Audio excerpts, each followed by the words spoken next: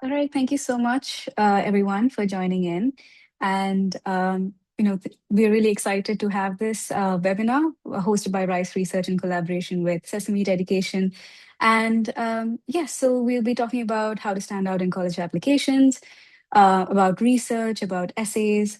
And we have two prominent speakers with us, Shreyans Lodha, the founder of Rice Research. And we also have Roshni Sekal with us, the head trainer for Sesame Education.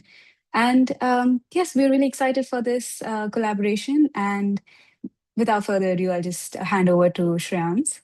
Yes, Shreyans, please go ahead.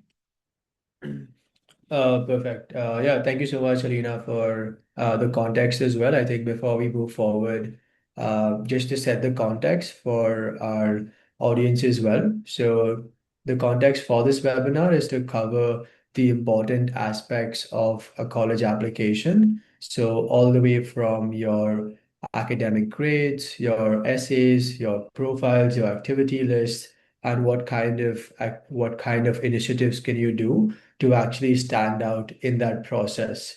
So, having the experience of working with thousands of students across over 40 countries, we now can proudly say that we have some kind of insight into what actually moves the needle at these admissions committees. And that's what we're trying to share with you guys. These are data-backed insights about what actually has worked for students previously and how we can use that strategy to make it work in our applications going forward as well. So just to start off with, just to give you a good breakdown of what a college application looks like, if you could just move forward, Lena. Yeah. So just to break it down, there is a pyramid example we often give our students when they try to picture what an application actually looks like. So this is a very famous example you guys might have come across already. So the base of your application or the foundation would always be your academic grades, which include your GPAs, your SAT scores, or any other standardized testing you might have undertaken. Post that, you have the middle layer, which includes your extracurricular activities. So all the way from your debates, drama, dance, MUNs, leadership, sports, etc. This would form the middle layer of your application. And then finally, the top, or where what we call the depth or the spike in your application. This is typically something which students have done, which makes them stand out versus other applicants in the similar pool.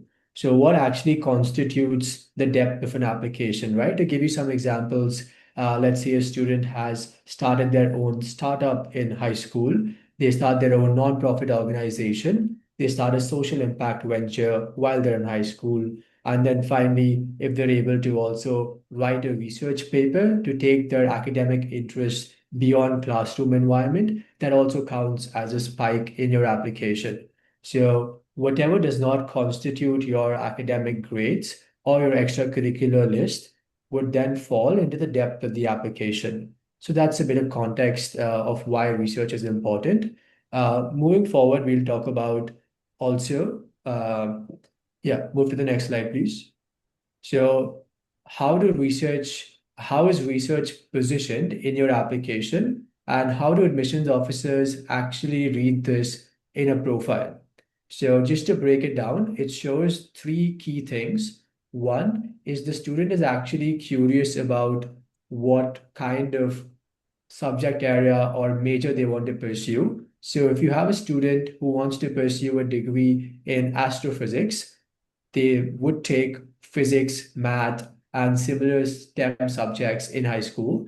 But what does truly move the needle for admissions officer is that if you have published a research paper in astrophysics in high school, that's a very strong sign of curiosity as a high schooler. Second is actually executing on your idea. So a lot of people have these thoughts in their mind that is it possible for me to extend my knowledge at such a foundational level or such a young age as well?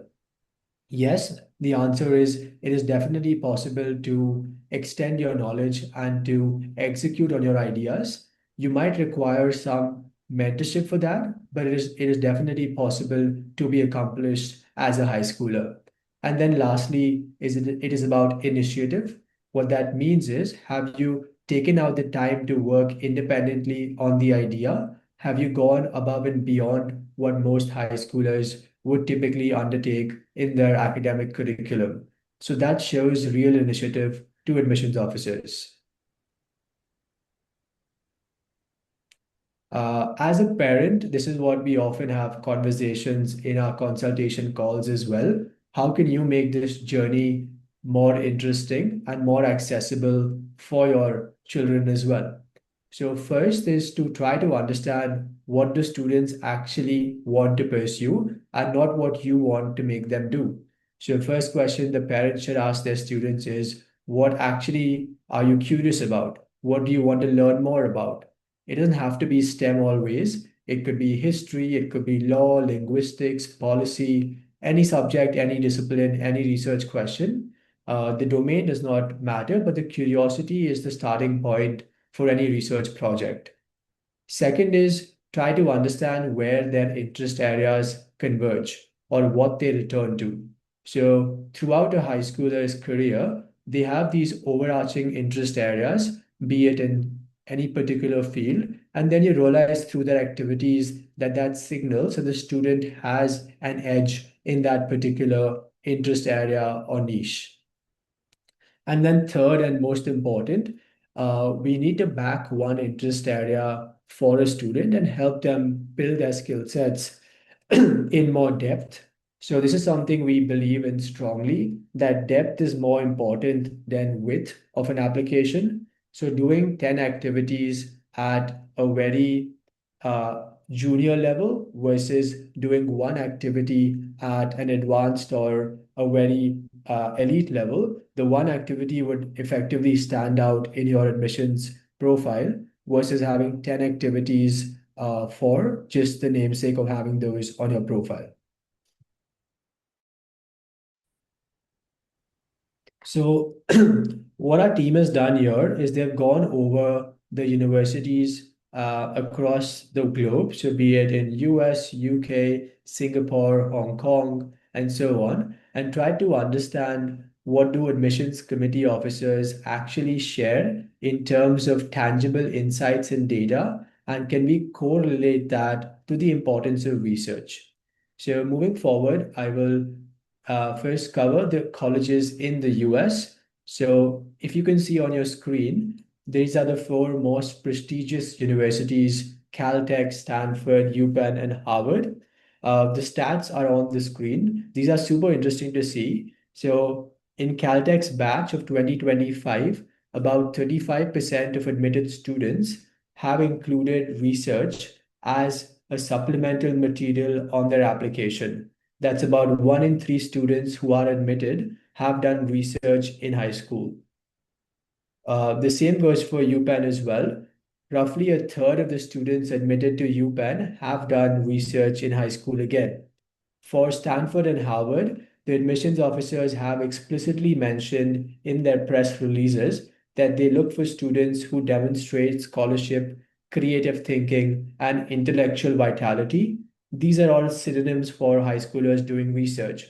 How do you demonstrate scholarship? How do you demonstrate creative thinking? How do you demonstrate intellectual vitality?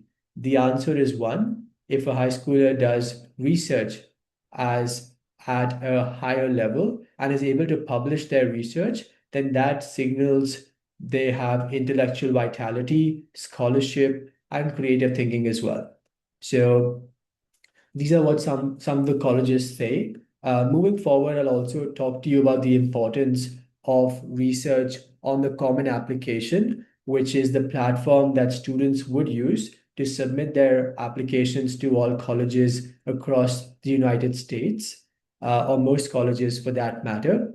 So, what students and parents don't realize up until the end is they look at a section, as you can see on your screen. This is taken from the Columbia University application. This is an actual screenshot of what the portal would look like. So in Columbia University, they have a section called Research Supplement Optional, right? The word optional is used here, which means that only if you have done research will you submit your work here. Now, most parents and students would think that since it's optional, only if I want to submit it, I will do so. What statistics we have found is that over 40% of admitted students at Columbia University have submitted their research in this particular section. So the optional tag here is not really optional. They're trying to see whether you have gone the extra mile and whether you've actually accomplished a significant contribution in research. Coming to Caltech, which is super interesting as well. This is one of the world's leading research institutions for undergraduates and graduate students.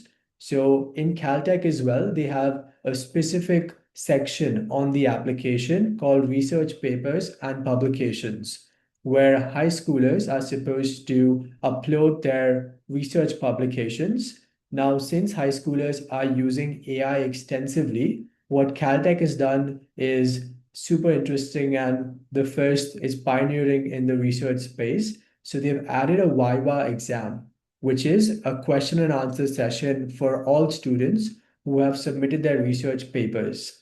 Now, why is this important?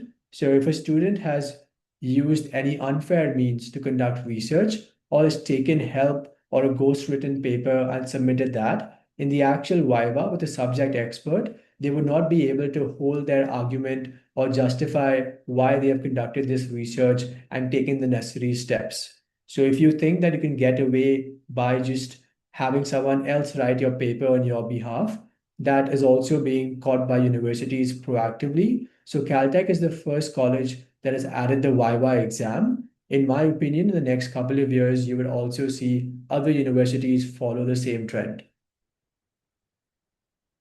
Coming to the UK as well, the UK has a personal statement, as we are all aware. So, up until 25, maybe a year or so ago, they had one singular question on the UCAS application. So, that question was, why do you want to study this particular subject or course? And give me a brief understanding of your personal statement, your background, your academics, achievements, and so on. From this cycle onwards, what is very interesting is that they have changed or broken down the one personal statement question into three different sub questions, right? And that's super interesting because here is what they're actually asking you indirectly through this breakup. So the first question is fairly straightforward. Why do you want to study this course or subject? The question two is, how have your qualifications and studies helped you prepare for this course or subject? So you can very easily talk about what classes you've taken in school, if you've done any kind of APs, extracurriculars, and so on. And the third question, which is the more interesting question, is what else have you done to prepare outside of education, and why are these experiences useful? So in the third section, here is where students talk about their research paper publications. So research paper is not counted as your academic curriculum, so it fits very easily in your question three. So they're indirectly asking you, have you done any kind of projects outside your classwork? Have you done any kind of research work outside your class experiences? And so on. So the UK also has started this trend of valuing high school research more prominently over these years. If you talk about Oxbridge and Imperial, in all of their interviews, there is one common theme. If you have done any kind of published research and have that on your CV, they would cross-verify that, ask you very specific, subject-specific questions to make sure the work is authentic. So if you've used any unfair means, it's very easy to catch in these subject-specific interviews that these top colleges typically have. The similar trend goes for LSE, UCL, King's, and other Russell Group universities. So all of these colleges have stated that they value academic merit, readiness, and intellectual curiosity. And that's something they look for as a common theme in all of the applicants. Coming to Singapore, NUS and NTU also have a section on the application. So if you look at the portal of NUS as well, you get to add activities that you've done throughout high school. research could be one competitive activity you can add on this list, and it definitely gives you an edge in those applications as well. We've had students at Rise who applied for scholarships at NUS and NTU as well. And having a strong application with strong research credentials has gotten them significant scholarship amounts at these universities as well. So, coming to what is an activity and what is an honor. So, this is a very interesting differentiation. So, an activity is, let's say, playing a sport, playing an instrument, doing debates, MUNs, etc. An honor is something if you win an accolade, award, or some kind of recognition. So, if I place first in debates, that's an honor. If I place first in my sports event, that's also an honor, and so on. So if you just do research, that counts as an activity. But once you publish your research, that becomes an honor. So that's typically why publication is so very important. It helps you move a simple activity to an honor. And honors in general have higher weightage on the application than standalone activities. So if you're able to publish your research, you're able to showcase it as an honor or an award, and that's something colleges would then value even more highly as compared to a simple research paper.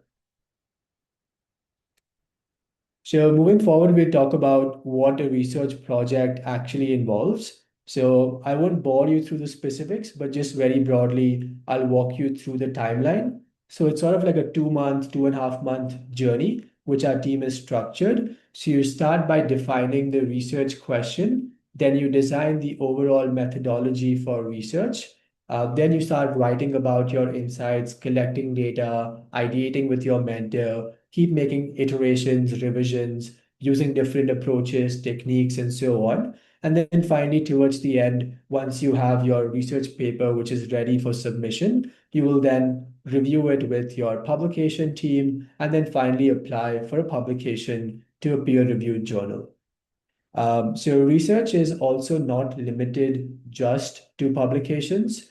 Publication is one way that you can showcase your research.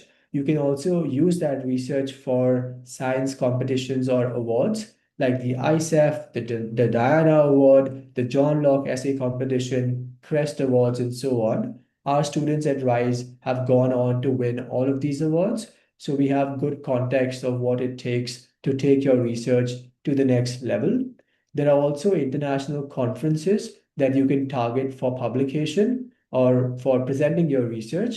And our students have presented in over 30 international conferences just last year. So that's something we're also very familiar with in terms of how to present at these conferences.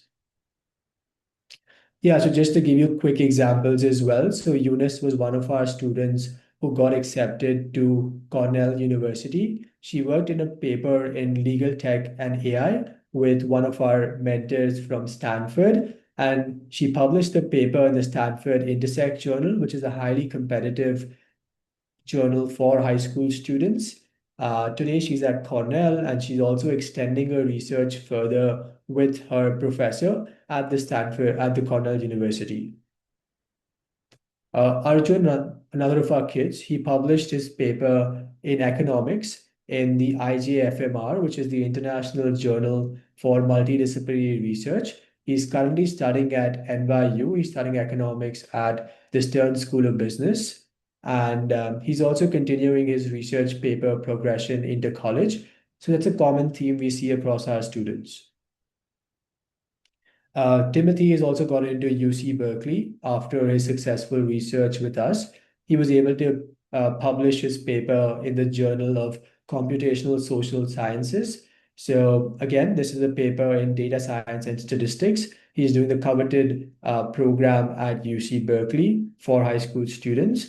And these are common outcomes we see. We have seen students go into Stanford, MIT, Princeton, Yale, and so on. And some common examples have been shown of our students here as well. So just to give you a quick run through of what the actual program looks like and how we support students with their research journeys. So the goal of our program is to help them develop an idea into a full-fledged original research paper in a span of 10 weeks. We will help them all the way from scratch, so from ideation all through publication. The structure we have is very unique. We have a team of three mentors, not one, that supports each student. So there is a research mentor who gives students directional level guidance. There's a writing coach who gives them execution level guidance. And we have a student success manager who's the go-to person for students in case they have any questions, any kind of discussions, etc. Our entire program is a one-on-one format, so each session is highly personalized and caters to the students' requirements. So the way we structure the 10 weeks, there are 20 sessions across 10 weeks, which have follow a structured curriculum. At the end, the output we're trying to achieve is an academic research paper, which is about 6,000 to 8,000 words. Once you complete the paper, we will help you through the publication process. So once you publish your paper in the journal, you receive a publication certificate as well for your CV. And then finally, you will also receive a recommendation letter from your PhD research scholar, which oftentimes students use for their applications to universities across different countries. And then finally, in terms of the subjects we cover, we are subject agnostic, which means that we have students across STEM, humanities, social sciences, arts, etc. If you want to pursue interdisciplinary research, that's something we would also be able to cater to, having a network of over 500 research mentors who work with our students. Perfect. So in terms of just the process that we follow from here on, so the way we start off our discussion is through a consultation call where we try to understand what students actually need, and then we structure the entire program around their needs, around their goals. Post that, we have an application process where we screen students to see whether they'll be a good fit for our research program. Once they're selected, we map our mentors to them. So we have over 500 PhD researchers from schools like Harvard, Stanford, Oxford, Cambridge, and so on. And we typically map these mentors with students based on their common interest areas. In terms of the deadlines, we have batches coming up in fall, winter, spring, and then next year in summer as well. So if any students are interested or are looking for research as an activity to boost their profiles, we would love to have a chat with you guys. Post the webinar, we'll also drop our website where you can go forward and maybe have a call with us and so on. Yeah, so thank you so much for everyone's time and attention. I'll be handing over to Roshni now to take it forward from Sesame, and yeah, we'd love to hear what she has to say as well. Hey, thank you so much. I think that was quite the insightful session, and I definitely stole a few tips that I'll be using for our students as well. So, welcome everyone. Today, we're going to be talking about college essays, right? But probably not in the way that you're expecting. I'm not going to spend the session giving you a list of impressive essay topics or telling you that every essay needs some dramatic opening sentence. Instead, I want us to understand what happens on the other side of the application. Someone eventually has to sit down and read what you've written. And when they do, they're not directly meeting you. They're meeting a collection of evidence about you, your grades, your activities, recommendation letters, and most importantly, your writing. So today we're going to work backwards from the first read. What does the reader need to understand about you? What makes one student remain distinct when thousands of applicants have similar achievements? So, your typical high performing student. And most importantly, how do we write an essay that reveals something meaningful about the person behind the application? I will start off with the outline on the screen. I've structured today's session almost like a story in four acts. Act one will be the problem, so understanding the pattern and problem. Why are so many academically strong students struggling to distinguish themselves? And what are universities repeatedly signaling that they value? Act two will then move into the reader. We're going to put ourselves in the admissions officer's chair and understand what they're actually trying to learn from an essay. At 3 will then be the writing. Once we understand the reader, we can talk about reflection, specificity, showing rather than telling, and finding the central insight. And then lastly, ending off with the most important part of our session is strategy. Because even an excellent essay exists in a larger application. School selection, testing, early decision strategy, and the rest of the application all influence how the first read happens. As we move into the first act, let's start with the problem before we can teach students or even parents how to better understand and write their essays. We have to understand the environment those essays are entering. And increasingly, that environment contains a large number of academically qualified and even highly involved students. So being accomplished matters, but accomplishment alone doesn't necessarily make somebody understandable or, more importantly, memorable. So if we can move to the next slide, why the personal statement matters now more than ever. We look at the large scale of the application environment represented here. In the last Common App cycle, as you can see on the screen, referenced, nearly 1.5 million first-year applicants submitted more than 10 million applications. At many highly selective institutions, acceptance rates continue to remain below 5%. Those numbers aren't again here to scare or frighten you. They're here because they explain something important. Universities are often choosing between many students who are capable of doing the academic work. And that's why we need to make this distinction. The essay is not primarily where you prove you are qualified. Your transcript and the academic parts of your application are already doing much of that work. The personal statement is one of the first places where the reader begins to understand the human behind those qualifications, the only place where your voice is heard for the first time. That's why I use the word memorable. Memorable doesn't mean shocking or extraordinary. It means when the reader finishes, there is something specific they understand about you that wasn't obvious from the numbers. Again, you're not AI or a robot submitting an application. There is a human, and universities are looking to populate their community. When we move on to the next slide, every part of the application has a different job, as you can see on my screen. This slide is one of the most important foundations for the entire session. I want students and parents equally to stop treating every section of the application as another opportunity to say the same thing. Your transcript answers one question. Can the student successfully meet our academic standards? Can the student succeed academically? Your activity list tells me how the student spends their time. Your recommendation letters help me understand what this person likes to teach or learn, or how they work within the classroom setting.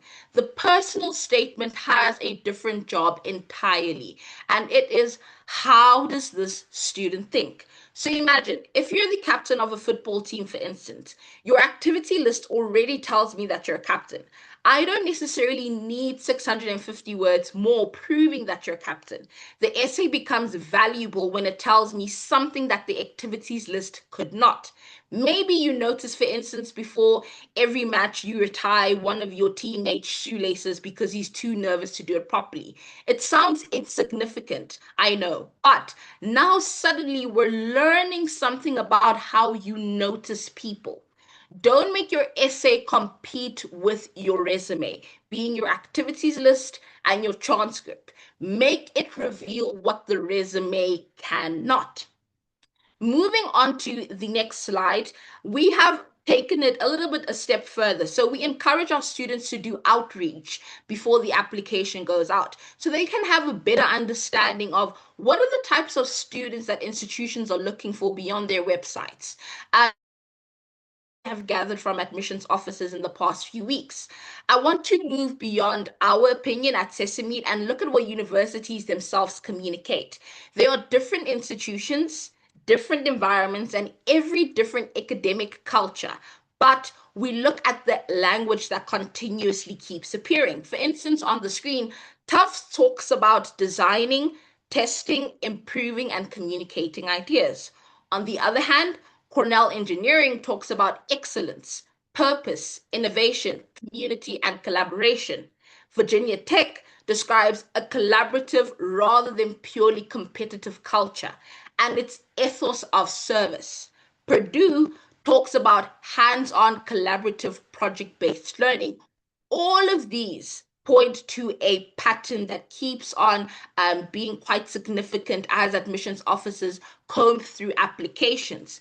I don't want you to copy those words into your essay or think that your essay needs to resemble exactly what admissions officers are saying. No, that's the wrong lesson. I want you to notice the pattern underneath the words.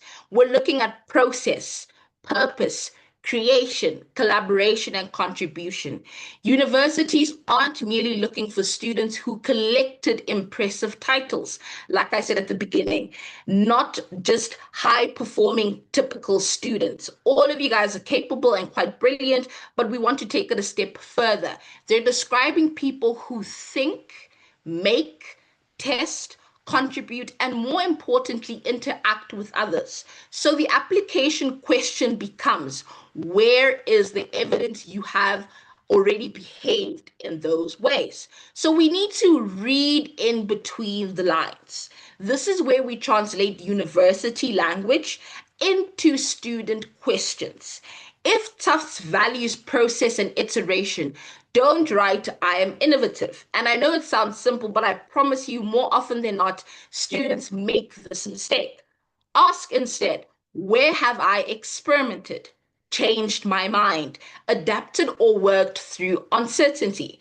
If Cornell puts emphasis on purpose, ask, can someone understand why I pursue the things that I pursue?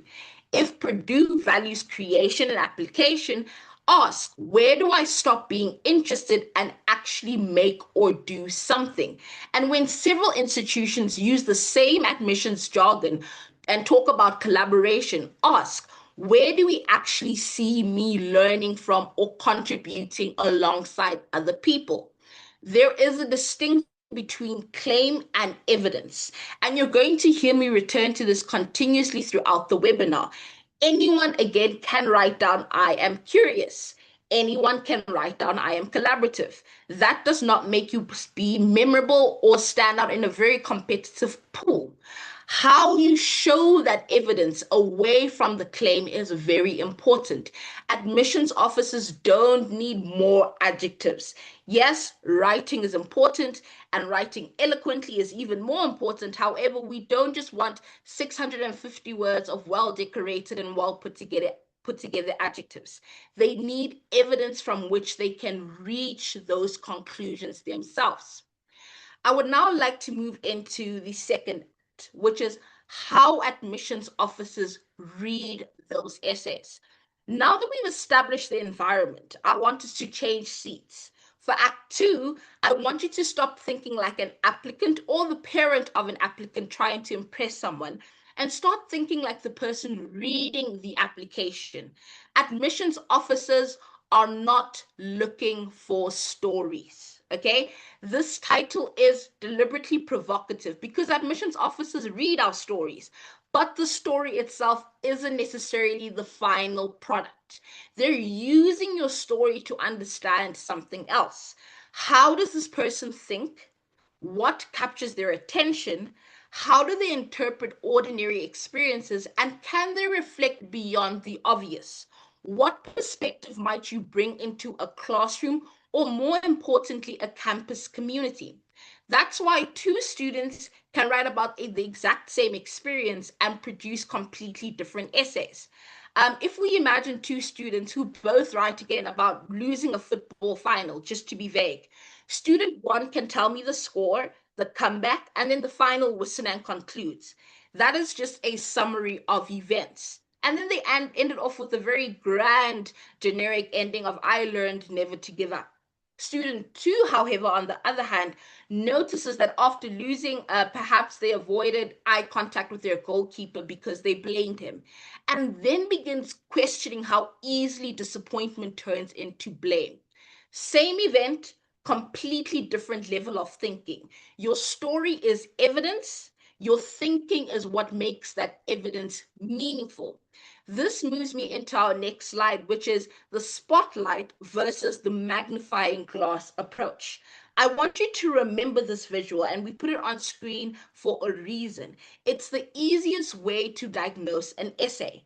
The spotlight essay tries to illuminate the student's entire life: your childhood, your family, your leadership, your awards, your sports, your values, your future. Everything gets squeezed into 650 words.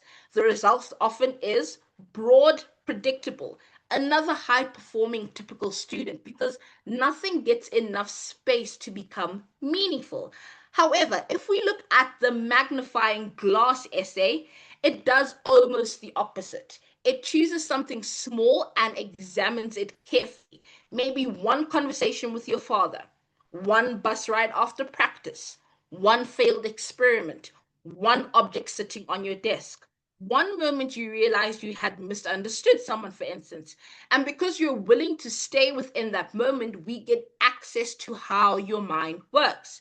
You don't need your essay to explain your entire life. I know it is tempting. I know the prompts make it seem that way. However, you need to reveal something true about the person living it. Again, I'd like to highlight, this is the only part in the application where your real voice comes to the front, where we're able to meet the person behind the transcript, the recommendation letter, and even the activities list. So it's wise to use it. Okay, moving on to the next slide. Why so many essays sound the same? Again, like I said, you will rarely have an experience that's quite different to someone else. We all sort of live the same lives over and over again, and students often panic when they discover that their topic is common. Common areas such as sports, community service, immigration is a very popular one, family sacrifice, even summer programs, right? Or academic pressure. Admissions officers have encountered all of these many times, but that doesn't automatically make them bad essay topics. The mistake is thinking that originality has to come from what happened. Usually, originality comes from what you noticed about what happened, as I said before. Thousands of students may play the same sport, but nobody has your exact relationship with that sport. Thousands of students come from immigrant homes, but again, nobody has interpreted your family's experience through precisely your set of memories and questions. So again, this is where I urge the students on the call, even the parents who are encouraging as they write, stop asking, has someone written about this before? This completely deters the writing process. Almost certainly the answer would be yes. Ask instead, am I saying something about it that would come only from me as the student or as the individual? Moving on to the next slide. It is not the topic, it's the trap that comes with the topic. This slide makes that practical. Sports aren't the problem. Summarizing the whole season is the trap. Community service isn't an issue to write about. Spending the essay describing what you did instead of what shifted inside you is the trap. Immigration isn't the problem. The trap is sometimes writing a beautiful account of your parents' journey. By the end, as an admissions officer or as a reader reading your application, I understand your parents better than I understand you. Again, the point is that the topic really determines the quality of the essay. The quality of the essay lies within the reflection. With that said, I'd like to move into Act 3. I think we've set the context very beautifully. We've set the environment of how an essay is viewed. But now I want to speak about building an essay that works. Okay. Now we can actually look into writing. Notice that again, I've waited until this particular act to talking about a few writing techniques. That's deliberate. If you don't understand what the essay is supposed to accomplish, learning hooks and beautiful sentences, like I said, won't solve the problem. Therefore, insight is the product. This is probably the sentence I want students and parents equally to remember. Insight is the product. The event is the delivery mechanism, sort of the transport mode. Students often tell me, again, if you would like to write about swimming, or if you want to write about a family member, that's the subject matter. I still don't know what the essay is about. So I use the test on the slide. When the admissions officer finishes your essay, can the sentence say something about you, right? Can it say what the student has taught me? Maybe the student has taught me that she approaches broken systems by looking for the smallest points of failure. Or maybe the student has taught me that he experiences belonging through language. If I can only say the student taught me about winning a swimming competition, all in all brilliant, but we probably have an event, but not yet an insight. Therefore, your reflection in your essay, as we move into the next slide, shouldn't live in the conclusion. This is the mistake that many students make. I see 5 paragraphs of story followed by, from this experience, I learned. Very common, generic, and predictable. That means the reader had to wait until the very end to understand why any of the preceding information mattered. Story reflection shouldn't be a final paragraph that we attach to the story. It should be woven throughout like a golden thread. Think of it as a rhythm. Story, reflection. Story, reflection, observation, meaning. So, to break that down, something happens. You tell me what you noticed. Something else happens. You reconsider what you thought before. A detail appears, for instance. You interpret it. That lets the reader experience your thinking as it develops. Let's think back to what admissions officers said at the very beginning. Reflection isn't the moral at the end of the movie, it's the internal voice running throughout. Moving on to the next slide, how to continuously achieve this. Zoom in until it is yours. This is a practical exercise you can use immediately. Every time your story feels generic, make it smaller. Again, a lot of students want to make it bigger. No, make it smaller. Don't ask, what happened during my last summer internship? Ask, which conversation? Don't ask, what did swimming teach me? Ask, what 5 seconds in the pool? What sound? What object? Which tiny detail do you still remember? Specificity creates authenticity because generic language can belong to anyone. And as we've seen with the rise of AI, it's even more easier for generic language to be found even in our common day-to-day writing. For instance, I was nervous before a competition. Could belong to thousands of applicants. It doesn't tell me anything. But for instance, if you add a little bit more flavor to that, I kept folding and unfolding the corner lane of 4 number cards until the paper tore. That belongs to a person. It shows the anxiety and the nerves. And once we have the small details, we can ask the more important question. Why did that detail stay with you? That's where we start the point of insight, zooming in. Moving into the next slide. Great essays reveal pattern recognition. The example on the screen shows the difference between explaining an interest and revealing a mindset. Again, student A may say, I love engineering because I enjoy math. It may feel like a very simple example that I'm using in the seminar, but a lot of students go to this quite easily. There's nothing wrong with that. But thousands of prospective engineers could say the exact same thing. Math and engineering, common sense, it goes together. Student B says, I realized I repaired broken bicycles the same way I repaired friendships. I always looked for the most broken part first. Now something interesting has happened. The student recognized a pattern across 2 apparently unrelated parts of their life. That's what reflection often does. It connects things. It shows me the mental habit underneath the activity. So when you're brainstorming, which is the golden source of your essay writing, don't only go to the immediate obvious, what do I enjoy? Ask, what do I repeatedly notice? Question, fix, organize, challenge, or return to. That's where identity often becomes visible. Identity outside of the accolade, identity outside of the academic achievement. Yes, that qualifies you to universities, but that's only round one of admissions. The second is, who is the person? Where does their identity become increasingly visible? Another technique, which is quite common and a lot of students know, and parents obviously too, show the reader, don't tell the reader. This is a principle that sounds simple, but again, changes the essays enormously, as you've seen in the examples that I've been showing you. Version A tells us, my grandmother was kind. Version B is a little bit different. The writer has already interpreted the grandmother for us.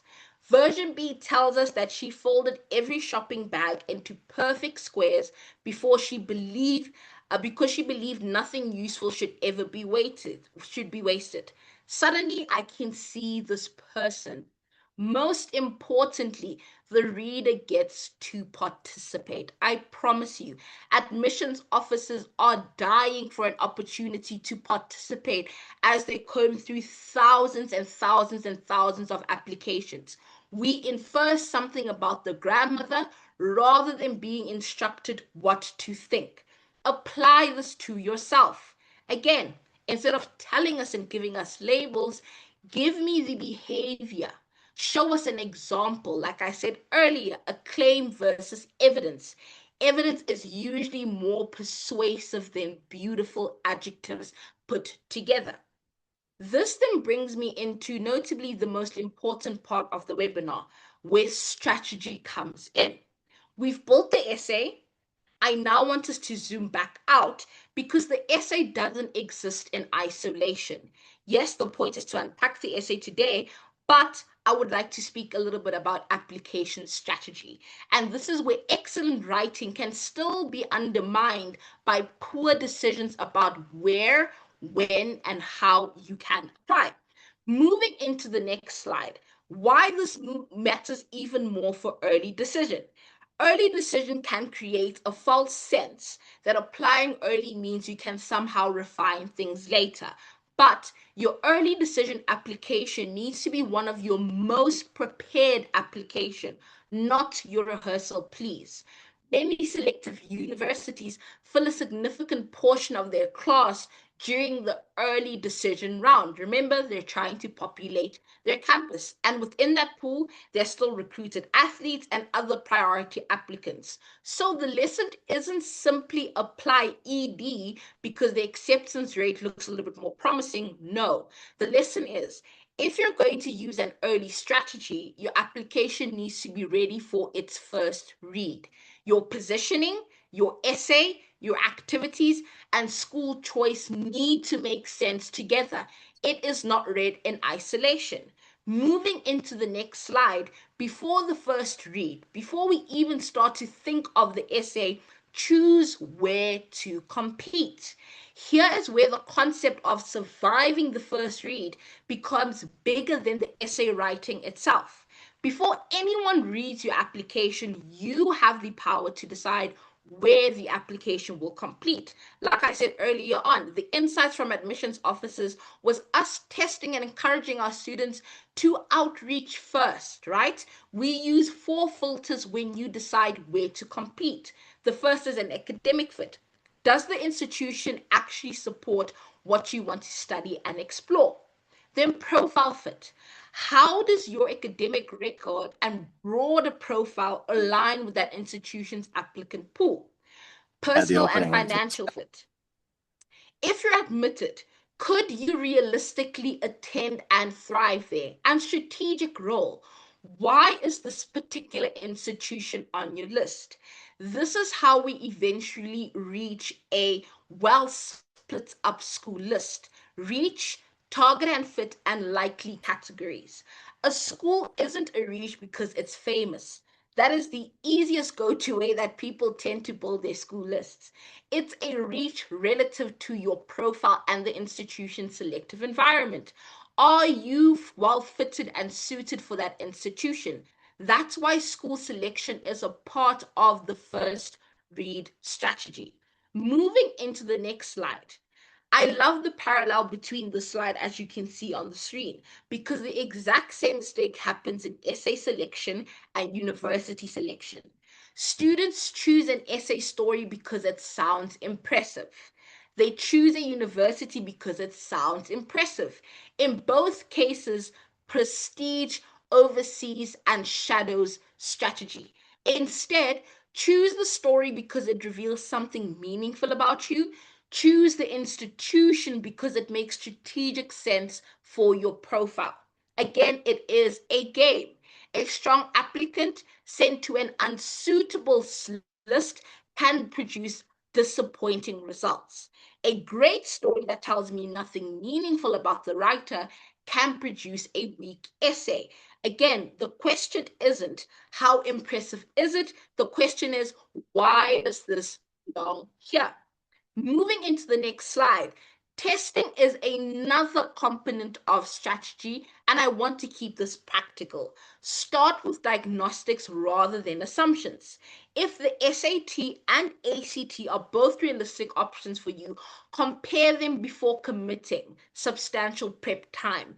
Then use official practice resources, particularly for the SAT and TOEFL prep, and work in focused prep cycles targeting actual weaknesses rather than endlessly taking full tests without analyzing what went wrong. The larger message here is that test prep should support the application rather than consume the entire profile. We want data. Where am I now? What is the gap? This is very important because test prep takes away a lot of time. If done correctly, you can write your SAT or any standardized test very early in the application and forget about it. You've done it well. Move on. Focus on the essays. Or if you're applying to schools that aren't even looking at the SAT, I will always encourage the SAT because it gives you that extra edge and flair. But if that's not within the strategy for you individually, you may be wasting time. Testing should be strategic and not panic driven. Moving into once you press submit. Again, this slide shows what it means because it doesn't emotionally register to students at the end of all that prep what submits means. Once you've submitted to university, that university sees the version that you sent. Your essay, your activities, responses for that submission are locked in. You can continue improving the Common App for institutions you haven't yet submitted to, but the earlier university doesn't magically receive your improved version. That's why I say your ED application should never be your practice application. Draft, revise, test the central idea, get feedback from a consultant, your college counselor, peer feedback, your parents, and make sure the application works as whole before pressing that submit button. Moving into the role of parents, AI, and the authentic voice. This is especially important now. I know there are parents on the call, and parents can absolutely support the writing process.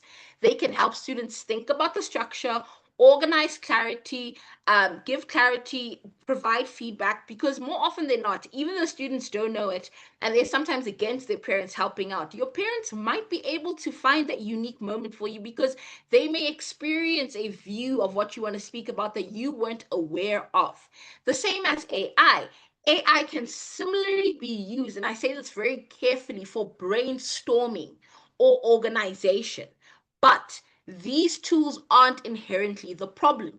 The line gets crossed when support begins creating the student's perspective for them. A parent cannot manufacture their child's curiosity. AI cannot supply lived experience, a genuine observation, or authentic reflection. If a beautifully written essay can no longer sound like a 17-year-old, which admissions officers have said, they know how you think. Yes, you may be mature academically, you may present yourself maturely, but you're still a 17-year, 18-year-old student who supposedly lived in experience. We would like to see that. We don't want to damage your application, especially if you're such a strong, high performing student. The strongest essay should still sound unmistakably like its student. Moving into the final question. If you remember only one diagnostic question, and I know I've asked quite a few, right? Make it this one to stick. Stop asking, is my story impressive enough? Ask, does my story reveal how I think? That change sounds small, but it changes the entire brainstorming process. Like I said, that's where the golden source is. You're no longer searching for your life, for the most prestigious event. You're searching for an experience, for the clearest evidence of your mind, according to how admissions officers think. Moving into the strategic lesson, and that's an important warning. Everything I've taught you about understanding universities can be misused. If Cornell says collaboration matters, the answer is not to suddenly insert I'm collaborative into your Common App essay. No, that's performance, not positioning. The correct sequence is understand what the institution values, identify what is genuinely true about you, find evidence that in that quality in your actual experience, and then decide where the evidence belongs in the application. And I will repeat, then decide where does the evidence belong in the applications. Sometimes it belongs in the personal statement, sometimes an activity description, sometimes a supplemental essay. Sometimes the evidence simply isn't there, and that's okay. Strategy isn't pretending to be the applicant a university wants. It's communicating the strongest, truthful version of the applicant you already are. As a final word, I want the essay writing portion um, I want to end the essay writing portion with this because it summarizes almost everything we've discussed. You do not need a more impressive life. You need a smaller lens and a steadier hand. Go back to the magnifying image that we spoke about earlier on. Your essay doesn't need to contain every accomplishment you've ever had, and you don't need to imitate the language of the university. Your job is to give the reader enough specific, thoughtful evidence that they can recognize what you might bring to their community. That's why the ordinary moment can outperform the extraordinary achievement. The ordinary moment reveals your mind, and the extraordinary achievement merely repeats your resume and what thousands, if not hundreds of thousands of other students are doing. The ordinary moment is doing more admissions work. Like I said, it's strategy and it is a game. As I step out of the first read and into the uni prep bridge and where Sesame comes in, we call this the Sesame approach. There's no one final piece, right? I want parents and even younger students who aren't in their 12th grade in particular to understand everything we discussed today might sound like grade 12 because grade 12 is when the students actually write the personal statement. But you cannot communicate evidence in grade 12 that you've never built in grade 9, 10, and 11. This is the philosophy behind the Sesame Uni Prep approach. The earlier years is where students explore identity, develop academic systems, engage meaningfully with interests, build skills, develop leadership, and begin recognizing the narrative connecting their experiences, like you see on the screen. In grade 9, we focus on exploration and laying the foundation. In grade 10, we focus on meaningful engagement and the depth of activities. In grade 11, leadership and making an impact. In grade 12 is the final touches and polishes before you present. Grade 12 is where we communicate the profile. The years before grade 12 is where we develop the substance behind it. You cannot magically manufacture this in your last year. We do this through two modes. Each year you have a group that you participate in, a Harkness class, because it's important for you to interact with students across the globe who are also preparing. So you get a better understanding of how they approach their applications, how they approach their portfolio, how do they approach their activities. And then we move into an individual setting where we have one-on-one classes so we can manufacture it for you individually so you don't sound generic. Moving on to the next slide, before the first read and building the evidence, the final framework brings us directly back to the beginning of today's webinar. Students love making claims. I am curious. I am a leader. I care deeply. I want to make an impact. But remember what we said earlier. The reader doesn't simply need the claim, the reader needs evidence. So curiosity becomes, what interested you? What did you explore? How far did you take it? That's grade 9. Leadership becomes, what responsibility did you have? What initiative did you take? What changed because you were there? Grade 10. Academic interest becomes exploration, depth, and independent engagement. All of these are a multi-layered approach to ensure that by the time you submit your application, it is one seamless narrative. Identity becomes experiences, reflection, patterns, and eventually positioning. You do not just wish your position into place or pray it into place, it's built. That's the UniPrep life cycle in one line. Grade 9 to 11, we build the evidence. Grade 12, we communicate the evidence. The first read recognizes the person, and that is ultimately what the entire seminar has been about. Moving into my final slide, and apologies for going a little bit over time, about Sesame. If today's session has made you realize that the application process is much broader than simply writing an essay in grade 12, that's exactly the point. And so has RISE also shown us that. At Sesame, our work spans university into a multi-layered approach, which is centered on helping students develop and communicate a coherent profile over time. Again, that includes understanding academic direction, activities, positioning, narrative development, and eventually the application itself. So the QR code here gives you an opportunity to learn more if you'd like to support. But regardless of that, I hope you leave today thinking differently about admissions.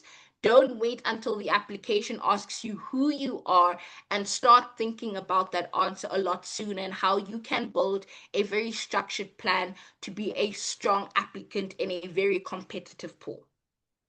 I will hand back over to Rise. That brings me to the end of my segment.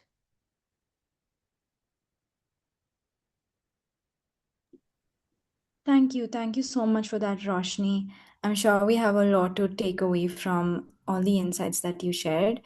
If anyone has any questions, please feel free to raise your hands or put your questions in the chat box, and we'd be happy to take them on one by one.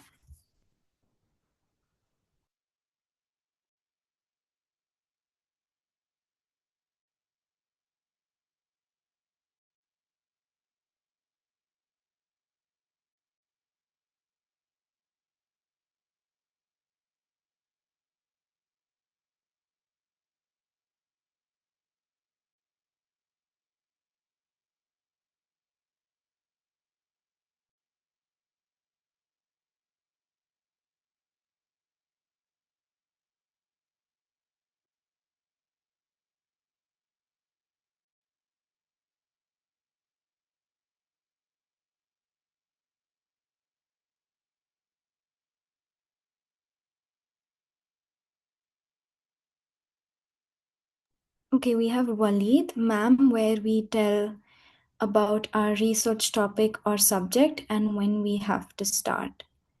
Hi, Waleed. Are you asking about the application process? If so, you can reach out to us you can fill this form. I'm just going to put the website link here, and you can book a discovery call with us, and we'd be happy to walk you through the whole process. You can also scan Sesame's QR code. They're both here on the slide for your reference.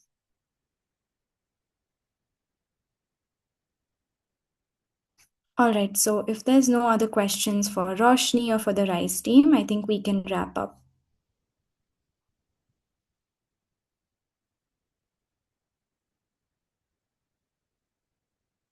Are there any financial support for those interested in joining RISE Research? Yes, we analyze financial support on a case-by-case basis. We'd be happy to review your application and see if that's something that we can accommodate.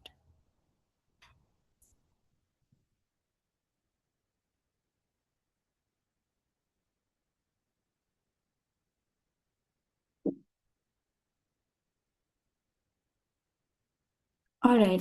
Thank you so much, Roshni and the Sesame team for your cooperation and for joining us. We will keep in touch with the list and the recording. And yeah, thanks again. Thank you so much for joining, everyone. Bye-bye.